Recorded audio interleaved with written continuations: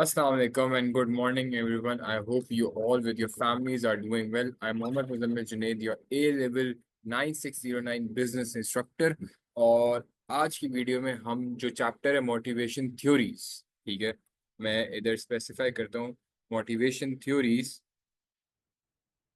उसके हम पास पेपर की थोड़ी सी देखेंगे, दो तीन क्वेश्चंस देखेंगे and how do we attempt it. आज हम लोग ये चीज चेक करेंगे। So this is of motivation theories. Motivation की जो अदर मेथड्स हैं लाइक नॉन फाइनेंशियल मेथड, उसके लिए मैं एक अलग सी वीडियो बनाऊंगा। This one is for motivation theories, ठीक है। किस तरह आंसर करना है, what's the structure for 8 and 12 marker and how can we gain 8 out of 8, 12 out of 12 in P1। P2 की तब हम क्लासेस करेंगे पास पेपर की, हम उस हिसाब से करेंगे। अभी P1 की करते हैं ताकि हमें अंडरस्टैंडिंग भी हो जाए। So, if you guys have watched my lecture on how to develop chain of analysis and evaluation, आप लोगों को अंडरस्टैंडिंग होगी कि हमने किस तरह चेन ऑफ एनालिसिस बनाते हैं।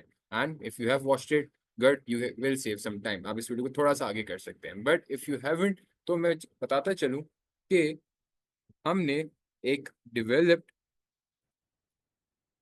एनालिसिस के लिए we have a formula.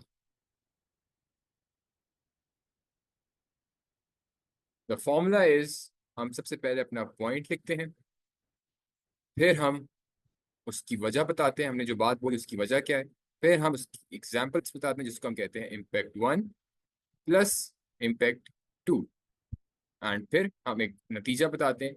Impact हमारा असर होता है, हमने क्या बात बोली, क्यों बोली, उसका क्या असर हुआ और उससे क्या नतीजा निकला, और उस नतीजे का बिजनेस के ऑब्जेक्टिव पे क्या फर्क है। ये चीज जो है, अगर हम लोग ये सब फॉलो करें, we have a developed chain of analysis. और ये हमें 8 and 12 मार्कर दोनों में करनी होती है, दोनों में करनी होती है, ठीक है। 20 मार्कर में भी होती है, लेकिन 20 मार्कर का थोड़ा सा फॉर्मेट डिफरेंट है। This is for as, and for A2 में भी 12 and 8 मार्कर यूज होते हैं, तो this is for 8 and 12 marker of AS level and A2 level as well. So ये हो गया हमारे एक डिटेल्ड एनालिसिस बनाने का, डेवलप्ड एनालिसिस बनाने का तरीका।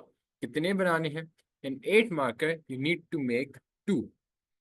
8 मार्कर में आपसे सीधे सीधे 2 पैराज बनते हैं आपके, ठीक है, 8 मार्कर में।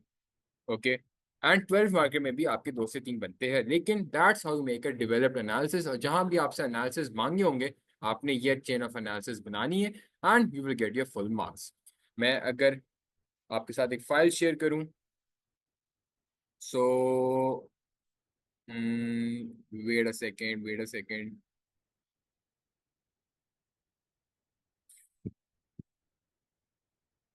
Yes, this is the file here, ठीक है।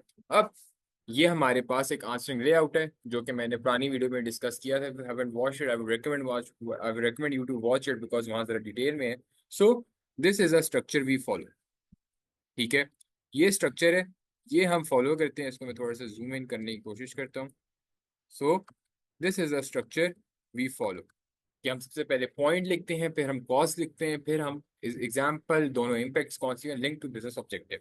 कोई भी 8 मार्क का क्वेश्चन है, वहां आपसे दो एडवांटेज या डिसएडवांटेज, अगर मैं मोटिवेशन की बात करूं, किसी भी थ्योरी के आपसे एडवांटेज या डिसएडवांटेज मांगे होंगे, एंड यू हैव टू, ये दो एनालिसिस के paragraphs you have to make it and you will get full marks, because इस एनालिसिस के पैरा में हमें नॉलेज अंडरस्टैंडिंग भी कवर कर रहे हैं एंड हम लोग ये एप्लीकेशन के मार्क्स भी कवर कर रहे हैं। बात समझ आ गई? And now let's see a question, एक पास पेपर का क्वेश्चन देखते हैं, ठीक है। So let me open another document. So the question is that, अभी आंसर पढ़ने के बजाय क्वेश्चन पे फोकस करते हैं, ठीक है। So the question is that, हम जरा से जूम करते हैं क्वेश्चन पे। This is a pass paper question and the question is that के analyze two methods that a business could use to help employees satisfy their self actualization as defined by Maslow, ठीक है। Maslow की hierarchy of needs याद है? Maslow की hierarchy of needs क्या होती है, ठीक है। इधर बेसिकली हमसे पूछा ये कि मैस्लो की हिरार्की ऑफ नीड्स, ठीक है, हमारे पास है wait, if I think I can write, हाँ। सो मैस्लो की हिरार्की ऑफ नीड्स के मुताबिक, ठीक है, उसने हमें पूछा हिरार्की ऑफ नीड्स में एक चीज होती है सेल्फ एक्चुअलाइजेशन। तो एक बिजनेस जो है कि एम्प्लॉय की सेल्फ एक्चुअलाइजेशन किस तरह फुलफिल कर सकता है, ठीक है। मैं अगर नोट्स पे जाऊं, ओके, सो हियर मैं नोट्स खोलता हूँ, ये हमारे पास, हम्म, ये रहा, ठीक है। सो अब आते हैं हम लोग, मैं नोट डाउन कर देता हूँ, क्वेश्चन को मैं लिखता हूँ। क्वेश्चन सेल्फ एक्चुअलाइजेशन, अब मैं पूरा क्वेश्चन तो मुझे नहीं याद, that self actualization by a business, ठीक है। एंड अगर मैं बोलूँ तो कोई स्पेसिफिक बिजनेस हमारे पास मेंशन है, कोई स्पेसिफिक टाइप का बिजनेस मेंशन है हमारे पास? नहीं, ठीक है, हमारे पास कोई स्पेसिफिक टाइप का बिजनेस मेंशन नहीं है। सो अब हमने करना क्या है? हमने सबसे पहले एक पॉइंट देना है, फिर हमने उसके कॉज, एग्जाम्पल, दोनों इम्पैक्ट्स और कॉन्सिक्वेंस, ये बात तो समझ आ गई।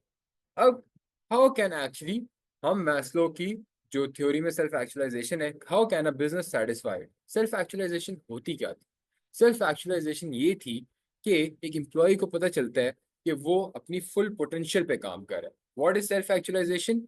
Employ realizing that he is working on full full potential, that is self actualization. Okay, so ये हमारे पास हमें समझ आ गई होती है self actualization. If you haven't watched the lecture, you should watch it again, कि ये सबसे टॉप लेवल पे मैस्लो ने इसको रेट किया हुआ है कि एम्प्लॉय की सेल्फ एक्चुअलाइजेशन जो है उसके लिए टॉप चीज होती है, और एम्प्लॉय को लगे कि जो काम कर रहे हैं वो काम वो अपने इंटरेस्ट से कर रहे हैं, वो काम वो दिल से कर रहे हैं, और उसकी फुल पोटेंशियल टेस्ट हो रही है, ठीक है।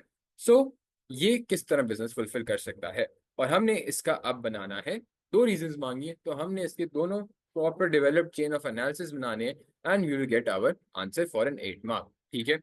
सो मैंने जो रीजन दी कि one method that employ can achieve, ठीक है, that a business can achieve self actualization, के बिजनेस एम्प्लॉयज की सेल्फ एक्चुअलाइजेशन अचीव कर सकता है, that's by providing creative opportunities for the employees, ठीक है।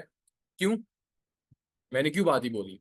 दैट्स द कॉज ना, मैंने बात बोली कि क्रिएटिव वर्क प्रोवाइड करें, क्यों? क्योंकि क्रिएटिव वर्क एक एम्प्लॉय की कह रहे हो, क्रिएटिव उसको एक, मैं आपसे कहूँ कि आप फॉर एग्जांपल इमेजिनेशन करें, या फिर मैं आपको कोई ऐसा काम दूं जिसमें क्रिएटिविटी इन्वॉल्व है, जैसे कि फॉर एग्जांपल सॉफ्टवेयर डेवलपमेंट, और मैं आपको कहूँ आप अपनी creativity use your mind, employ अब पूरे अपने काम करेगा, अपनी सारा, he will use your his all of his imagine to make the best thing.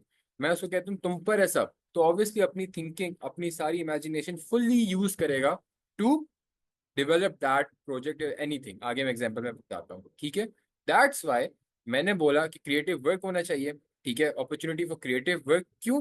Because giving them creating work will allow them to contribute their ideas, ठीक है, अपनी क्रिएटिविटी यूज करना, express their creativity and contribute their original ideas. मैंने बात की, मैंने उसका cause देखा, अब मैंने दी एग्जाम्पल कि इसकी एग्जाम्पल क्या है, ठीक है।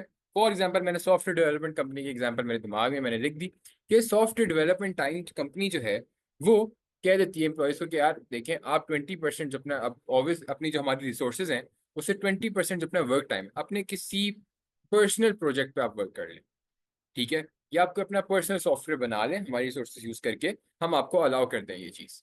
अब एम्प्लॉय होगा यार, ओके, अब मेरे पास टाइम है, अब अगर if you go to you, अगर यूएसए की पढ़ाई है, आई हर्ड, मेरे को की भी नहीं है, कि वहाँ 50% आपकी एकेडेमिक्स होती है, 50% आपको कहते हैं कि अपना आप मॉड्यूल सिलेक्ट करें, अपनी कोई चीज सिलेक्ट करें, you have to do research वगैरह, उस पर हम आपसे सवालात वगैरह करेंगे, एवरीथिंग, ठीक है।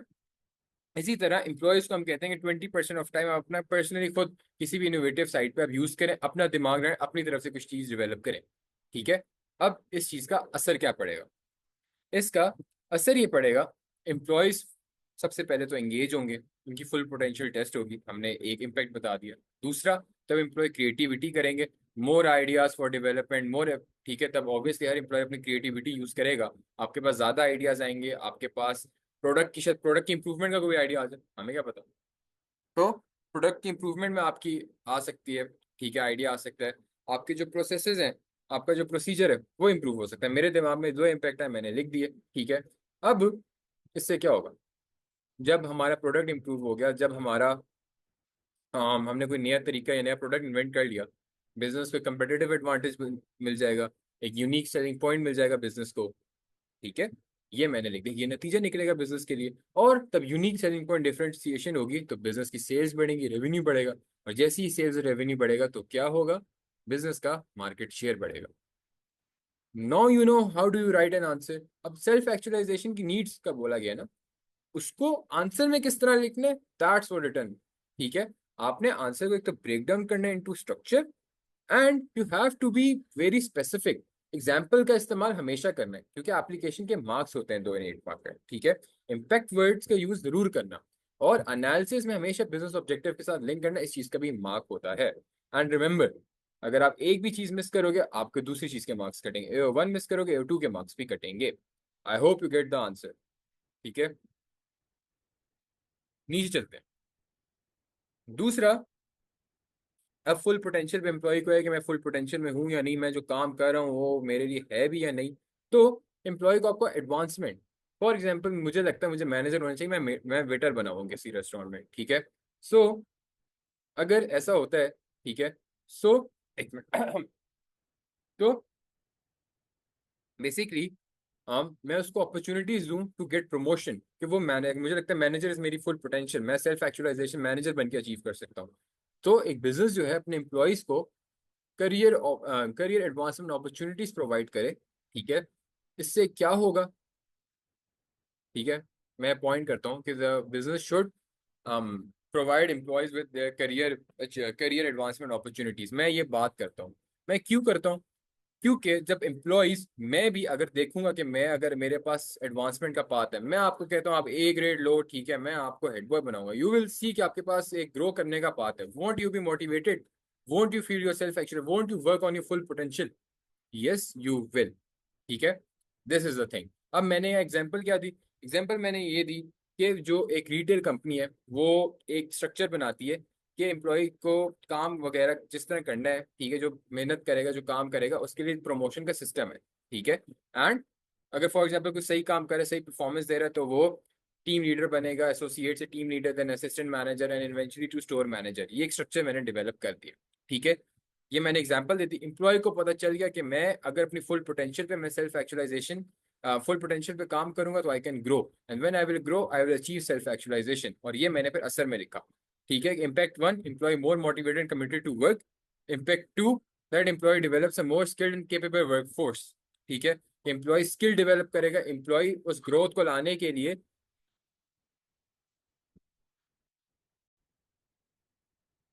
तो यस, जो मैंने फर्स्ट इम्पैक्ट लिखा वो क्या था कि employ will become more motivated committed to their work. And the second impact which I wrote was कि एम्प्लॉय को पता है कि अगर वो एडवांस कर सकता है, उसके पास फ्यूचर एडवांसमेंट अपॉर्चुनिटी है, तो वो स्किल्स डेवलप करेगा अपने अंदर। जब वो स्किल्स डेवलप करेगा वो सेल्फ एक्चुअलाइजेशन अचीव करेगा। इफ यू, अगर आपने लेक्चर देखो, सेल्फ एक्चुअलाइजेशन क्या होती है, अपने फुल पोटेंशियल पे काम करना, अपने अंदर स्किल्स डेवलप करना, एंड यू नो कि ये मेरी पोटेंशियल है, if I know I can get an A star, और तब तक मैं ये सर अचीव नहीं करता, मेरी सेल्फ एक्चुअलाइजेशन अचीव नहीं होगी। ठीक है, और इसका बिजनेस को क्या फायदा होगा, तब एम्प्लॉयज इतने हाईली मोटिवेटेड होंगे, एम्प्लॉयज की अपनी सेल्फ एक्चुअलाइजेशन अचीव कर होंगे, तो उनकी मोटिवेशन हाई होगी, तब मोटिवेशन हाई होती है तो motivation can lead to organizational success, जो कि आपको कंपेटिटिव एडवांटेज दे सकती है। एंड मोर ओवर, एकदम से कोई अगर कंपनी में कोई चेंजेस आते हैं तो एम्प्लॉयज मोटिवेट होंगे तो उसको अच्छे से रिस्पॉन्स करेंगे। This was a full answer for an 8 mark question. I hope you get it. ठीक है, one thing you need to understand that how do you write the answer. मैं ये बात दोबारा करता हूँ, पेपर में दिमाग में शायद पॉइंट ये ना आ रहा हो, अपने से कोई पॉइंट आ जाए। ठीक है, point, there is nothing wrong in business. गलत तब होता है तब आप उस चीज को एक्सप्लेन नहीं कर पाते, आप एग्जामिनर को समझा नहीं पाते। Please please please follow the point, cause, example, impacts and consequence and business objective, ये वाला पैटर्न जरूर फॉलो करना। मुझे पता है मैंने 8 एंड 12 मार्कर पे कोई सेपरेट वीडियो इस तरह नहीं किया, अभी मैं सिर्फ एक चीज से फोकस करूँ, दैट हम हर एक क्वेश्चन के बाद हमारा दिमाग इस पॉइंट, कॉज, एप्लीकेशन, इम्पैक्ट, इस चीज पे आ जाए, इस तरह एनालिसिस बनते हैं, इस तरह एनालिसिस बनते हैं, इस तरह एनालिसिस बनते हैं। एक दफा ये चीज सीख जाओगे, चाहे फिर 12 मार्क का क्वेश्चन है, 8 मार्क का क्वेश्चन है, बस फिर वो लिखना है, एक समझ आ गया एनालिसिस इस तरह बनाते हैं। फिर हमने करना है क्या, बस मैं ये बताऊंगा कहाँ एनालिसिस लिखने हैं, सिर्फ जगह बताऊंगा कहाँ लिखने हैं। एक दफा कहते हैं ना कि एक दफा एक स्किल सीख लो, मैं एक दिमाग एग्जांपल, फॉर एग्जांपल मैं आपको सिखाता हूँ कि एक बड़ी कि चेयर किस तरह उठाते हैं। ठीक है, एक दफा चेयर उठाना सीख लो, फिर बस मैंने बतानी चेयर यहाँ जाके रख देनी है। ठीक है, तो ये जो कॉन्सेप्ट है कि ऑफरिंग करियर अपॉर्चुनिटी, सॉरी, ये जो पॉइंट कॉज इम्पैक्ट एनालिसिस किस तरह बनाते हैं ये सीख लो। आगे मैं आपको ये बताऊंगा 8 एंड 12 मार्केट में इस चीज को लिखना किधर है। मैं साथ साथ बताने की कोशिश करता हूँ, but I do not want आप बस 8 एंड 12 मार्केट में डाइवर्ट हो जो अभी। शायद मुझे ये नहीं है कि 8 मार्केट 12 मार्केट है, मुझे ये है कि आपको चेन ऑफ एनालिसिस बनाना है। बात समझ आ गई? Now let's come to another question, 12 marker जहाँ एवेल्युएशन टच हो रही है। एनालिसिस हमने सीख लिया, अब एवेल्युएशन को जरा टच करते हैं। ठीक है।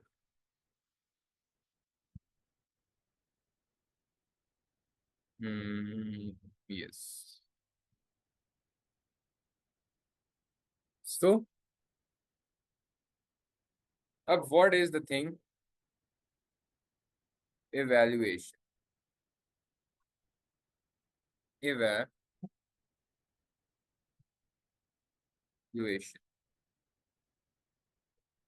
इसको मैं इस तरह हाईलाइट भी करता हूँ। एवेल्युएशन के मैंने पिछले में भी बताया था वीडियो में, देयर 3 पार्ट्स। सबसे पहले तो मैं ये कहता हूँ मिनी एवेल्युएशन, जिसमें आप अपनी बात का काउंटर आर्ग्यूमेंट देते हो। फिर हमारे पास आती है alternative strategy,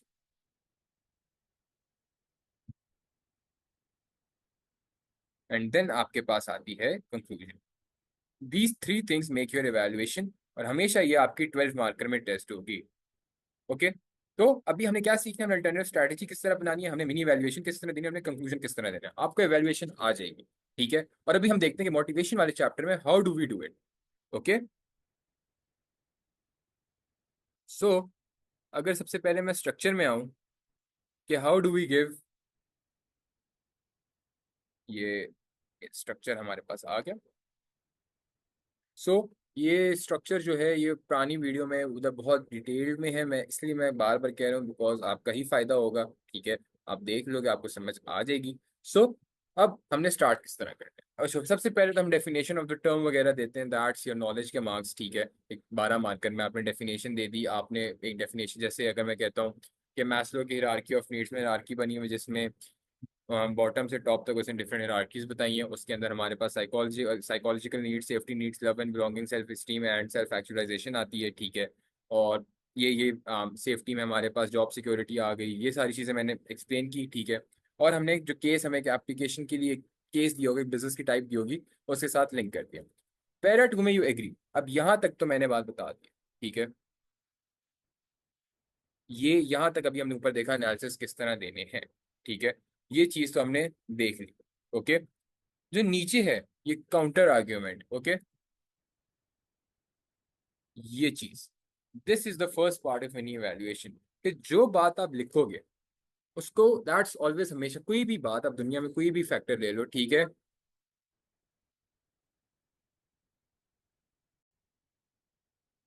I am sorry for inconvenience, so back again to the topic. So हम देख रहे थे कि कौन सी चीज नहीं है, दैट्स काउंटर आर्ग्यूमेंट, जो कि मैंने कहा था मिनी इवैल्यूएशन। जो बात करोगे वो हमेशा, आपने पॉइंट दिया, आपने बात की, ठीक है, लेकिन हमेशा उसकी अदर साइड होती है। ये बात मैंने उससे भी बताई थी। फॉर एग्जाम्पल मैं कहता हूँ कि बिरयानी सबसे अच्छा खाना है दुनिया का, क्योंकि बिरयानी में चिकन होता है, लेकिन इसका काउंटर आर्गूमेंट क्या है? बिरयानी में कभी कभी इलायची आ जाती है। ठीक है, तो हर चीज की कोई ना कोई उल्टी बात के ऑपोजिट होता है। ठीक है, वो आपने देना होता है counter argument, that's your mini evaluation. Evaluation किस किसने, सबसे पहले तो ये बात मैंने पहले ही बोली थी, ये किस किसको लगता है एडवांटेज डिसएडवांटेज। मुझे भी लगता था, but advantage disadvantage just a part of evaluation. Okay, फिर नीचे आते हैं अगेन पैराग्राफ 3 में। First of all you agree with the statement जो आपको 12 मार्केट में दी होगी, फिर आप डिसएग्री करोगे। You can agree also, but it's more better आप डिसएग्री करो। अगेन उसी अपनी जो बात लिखोगे उसका काउंटर दोगे। ये आपके 2 मिनी वैल्यूएशन, 2 मार्क्स आपके हो गए। ठीक है, अगली चीज, अगली चीज है आपकी अल्टरनेटिव स्ट्रैटेजी। जो बात, फॉर एग्जाम्पल आपको लिखा हुआ है कि मैस्लो की थ्योरी सबसे अच्छी है, अल्टरनेटिव स्ट्रैटेजी में आपको कि नहीं, मैस्लो के अलावा भी तरीका है मोटिवेट करने का। आप कह सकते हो हर्सबर्ग की थ्योरी अच्छी है टू मोटिवेट, या और कोई भी मेथड, या नॉन फाइनेंशियल मेथड्स अच्छे हैं मोटिवेट करने के लिए, that depends on you. But जो चीज स्टेटमेंट में लिखी है यू विल गिव का ऑपोजिट। एवेल्युएशन में हमेशा आप दूसरी ऑप्शन के साथ कंपैरिजन करते हो। ठीक है, सो अल्टरनेटिव स्ट्रैटेजी दोगे, एक और एक स्ट्रैटेजी को आप करोगे।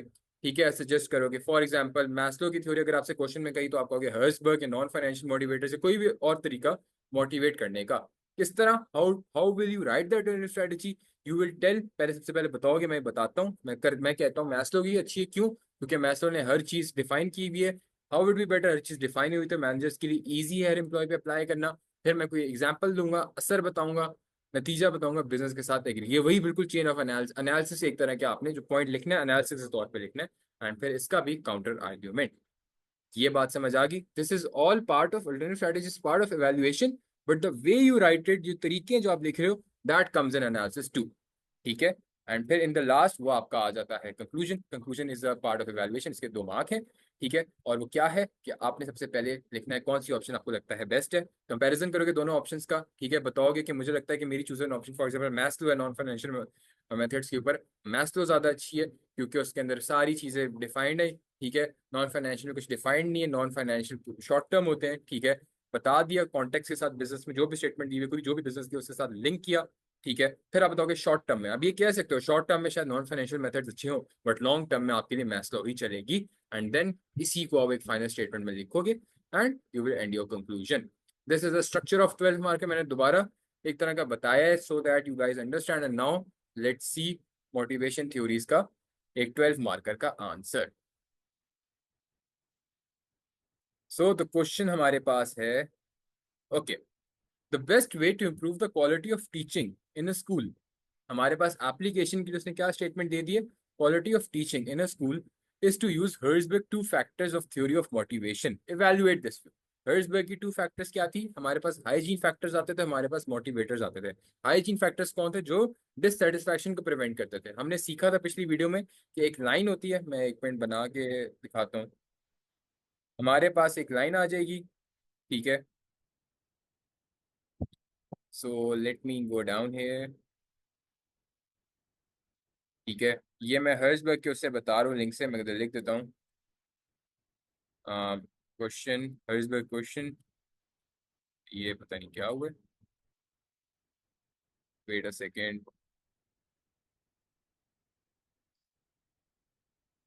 ये भी आ जाएगा, हाँ। So question, that's the Herzberg question.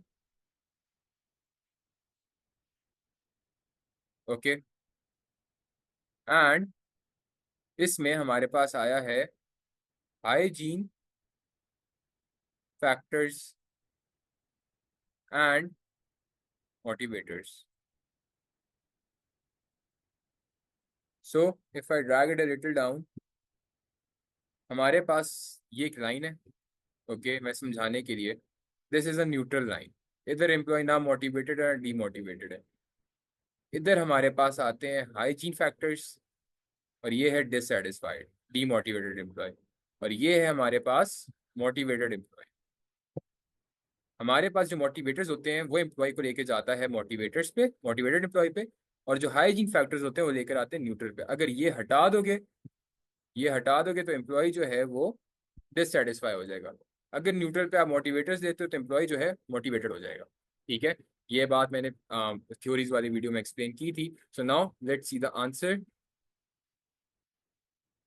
ठीक है, सो द आंसर हमारे पास ये है कि इज द बेस्ट टीचिंग में बेस्ट है। सबसे पहले मैं डेफिनेशन दी, what is the definition. Hygiene factors में salary, job, job security, working conditions आती है। ठीक है, हर्ट्जबर्ग की हमने थ्योरी को डिफाइन किया। अब स्कूल में किस तरह हो सकता है? अब स्कूल में एक टीचर की मोटिवेशन दोनों हाइजीन और मोटिवेटर से हमारे पास अप्लाई होती है। ठीक है, पॉइंट वन स्टेटमेंट से मैं एग्री करूंगा, यस हर्ट्जबर्ग की टू फैक्टर्स वेरी इफेक्टिव। क्यों? क्योंकि इससे हमें पता चल जाएगा कि टीचर जो वैल्यू, अगर टीचर को हम लोग वैल्यू करते हैं, रिस्पॉन्सिबिलिटी देते हैं, इंगेज करते हैं, ठीक है, ये टीचर की, हर्ट्जबर्ग की हमें पता चल जाएगा मोटिवेटर है टीचर के लिए। तो अगर हम हर्ट्जबर्ग की थ्योरी लगाते हैं तो अगर हमारे टीचर की परफॉर्मेंस से वैल्यू, मैं बात करता हूँ हर्ट्जबर्ग की थ्योरी से टीचर की परफॉर्मेंस ज्यादा हो जाएगी। किस तरह? क्योंकि हर्ट्जबर्ग ने हमें बताया कि वैल्यू देना, रिस्पॉन्सिबिलिटी देना टीचर को वैल्यूड फील कराएगा। वैल्यूड फील कराएगा तो टीचर इंपॉर्टेंट फील करेगा, तो इंपॉर्टेंट फील करेगा तो मोटिवेटेड हो जाएगा। अब इधर का किस तरह आप टीचर को वैल्यूड फील करा सकते हो? टीचर ऑफ द मंथ करके, जो कि स्कूल्स में होता भी है। ठीक है, टीचर ऑफ द मंथ हमने इंप्लीमेंट किया। हाँ, इसका असर क्या आया? टीचर ने मोटिवेटेड फील किया, अपना बेस्ट परफॉर्म किया, student engaging and creative classrooms create की, स्टूडेंट का लर्निंग एक्सपीरियंस भी इंप्रूव हो गया। दो असरात हमने बता दिए। ठीक है, हुआ क्या? स्टूडेंट्स ने अच्छा रिजल्ट रिजल्ट अचीव किया होगा। मैं मोटिवेटेड हूँ, मैं आपको पढ़ा रहा हूँ, जान लगा रहा हूँ। ठीक है, क्यों? अब मैं मोटिवेटेड हूँ, आप लोगों को भी पढ़ा रहा हूँ, आप लोग अच्छा पढ़ोगे, आप लोग अच्छा रिजल्ट लेकर आओगे इंशाल्लाह इंशाल्लाह इंशाल्लाह, ठीक है। अच्छा रिजल्ट आएगा, क्या होगा कि स्कूल की बात बढ़ेगी, स्कूल की पॉपुलैरिटी बढ़ेगी और स्कूल ज्यादा प्रॉफिट बना सकता है। बात समझ आ गई। अब इसी बात काउंटर आर्गुमेंट देंगे कि it's not always the case, क्योंकि क्या पता किसी टीचर के लिए मोटिवेटर्स कुछ और हो, किसी के लिए हाइजीन फैक्टर्स कुछ और हो। जरूरी नहीं है कि हर बंदे को अगर टीचर ऑफ द मंथ मिलेगा तो मोटिवेटेड है, जरूरी नहीं है। अगर कोई टीचर है जिसको 25 साल से मिल रहा है टीचर ऑफ द मंथ, जरूरी नहीं है 26 बार भी वो खुश हो इस बात पे, ठीक है। सो हमने इस चीज को देखना है, ठीक है। अब हम आते हैं अपने पैराग्राफ 3 पे। दैट इज वी आर, एक मिनट इसको मैं नीचे करता हूँ। That is we will disagree कि नहीं हर्सबर्ग की बेस्ट अप्रोच नहीं है। क्यों नहीं है हर्सबर्ग की बेस्ट अप्रोच? क्योंकि फॉर एग्जाम्पल इधर मैंने जो रीजन लिखी है कि हर्सबर्ग की टू फैक्टर में not be approach because for yes hygiene factors are equally important for teaching qualities, ठीक है। अगर हम लोग hygiene factors according to Herzberg hygiene factors teacher को मोटिवेट नहीं करते, ठीक है, मैंने अगेन बात की कर तो सकते हैं, ठीक है, पॉज, कि अगर अगर फॉर एग्जाम्पल उनको हाइजीन फैक्टर्स भी नहीं मिलते, ठीक है, एंड हम लोग कहते हैं हाइजीन फैक्टर्स इतना नहीं, हाइजीन फैक्टर्स पे फोकस ना करो। अगर फॉर एग्जांपल वी से दिस, ये तो टीचर के लिए कह लो लाइक बैड थिंग है। फॉर एग्जांपल टीचर को मैं रिकग्नाइजेशन देता हूँ, मैंने एग्जांपल में भी देखा, टीचर को मैं रिकग्नाइजेशन देता हूँ, आप टीचर हो, मैं आपको कहता हूँ you are the employ of the month, लेकिन मैं आपसे कहता हूँ दिन की आपने 100 क्लासेस लेनी है, आप तो फिर भी अंडर वर्क हो, आपकी वर्किंग कंडीशन इग्नोर हो गई, आप तो फिर भी आपकी सैलरी भी कम है, आप तो गए आप कहेंगे टीचर ऑफ द मंथ रख लो भाई, मुझे नहीं चाहिए टीचर ऑफ द मंथ, ठीक है। तो ये चीज जो है इसका असर क्या पड़ेगा? टीचर जॉब छोड़ के चला जाएगा, स्टूडेंट से क्वालिटी नहीं प्रोवाइड होगी, आपकी लेबर टर्नओवर कॉस्ट बढ़ जाएगी, you can see it here, and आपका स्टूडेंट का रिजल्ट भी गिर जाएगा, लेकिन this will result in your school reputation going down. बात समझ आ गई? सो हाँ सॉरी, एंड इसका काउंटर आर्ग्यूमेंट ये होगा कि ये चीज शायद कम हो क्योंकि स्कूल ज्यादातर आपको कंपेटिटिव सैलरीज ऑफर करते हैं, रीजनेबल वर्किंग कंडीशंस, तो दिस इज रिलेटिव थिंग, ये जरूरी नहीं है ऐसा हो। फिर अल्टरनेटिव स्ट्रैटेजी मैंने क्या दी, ठीक है। अल्टरनेटिव स्ट्रैटेजी मैंने ये दी कि कोलैबोरेटिव टीचिंग मेथड्स को इम्प्लीमेंट करना चाहिए उनकी मोटिवेशन के लिए। मैंने कहा छोड़ो हर्सबर्ग की थ्योरी, कोलैबोरेशन टीचिंग मेथड लेकर आते हैं, ठीक है। कोलैबोरेशन क्या होती है? उसमें बेसिकली आप कहते हैं आप टीम वर्क, और फॉर एग्जांपल अगर मेरा कोई टेक्निक में टीचिंग मेथड अच्छा है तो मैं दूसरे टीचर्स के साथ शेयर करूँ। ये चीज़ मैंने कहा आप लोग करो, आपका जो है फुल हैवी हो जाएगा, ठीक है। उसके फिर मैंने सारे इम्पैक्ट कॉन्सिक्वेंस सारी चीज़ें मैंने की हैं। यूँ गाइस मैं इसको थोड़ा सा करता हूँ, take a screenshot, read it out, okay. And फिर मैंने उसका बताया, हाँ फिर अगेन मैंने उसका कॉज बताया, जो नई चीज़ है that is why it might be better, ठीक है, बिकॉज मेरे हिसाब से अगर आप कोलैबोरेटिव एनवायरनमेंट करोगे तो इट इज़ मोर सस्टेनेबल, ये पास डाउन होगा, ज़्यादा अच्छे से स्टूडेंट्स लर्न कर सकते हैं एंड टीचर्स की क्रिएटिविटी बाहर आ सकती है, ठीक है।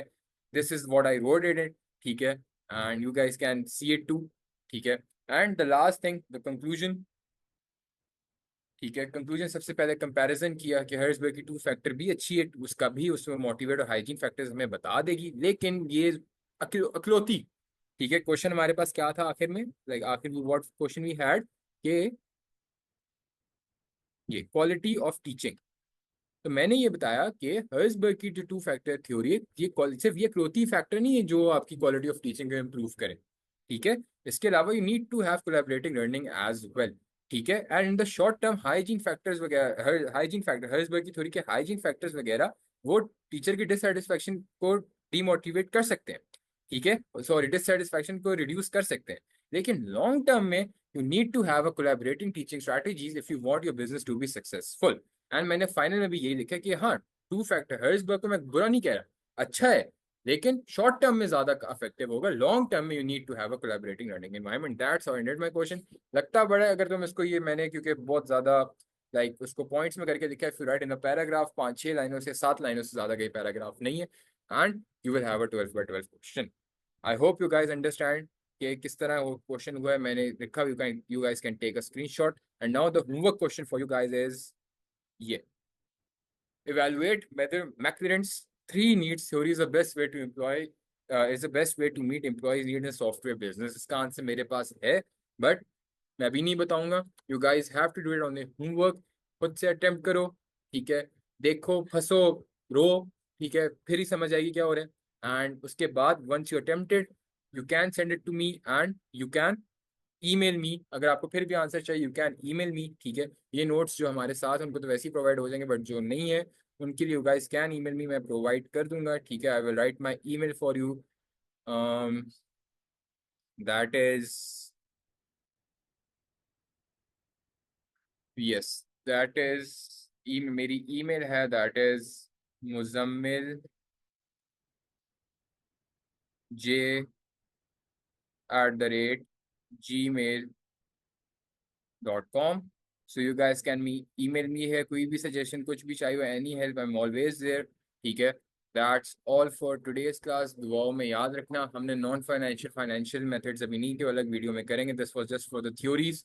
सो आई hope you guys liked it, कुछ सीखा हो, कुछ नया सीखा हो, एंड दुआओं में याद रखना, and I hope you all get your desired grade, ठीक है। Best of luck everyone, and see you in the next class.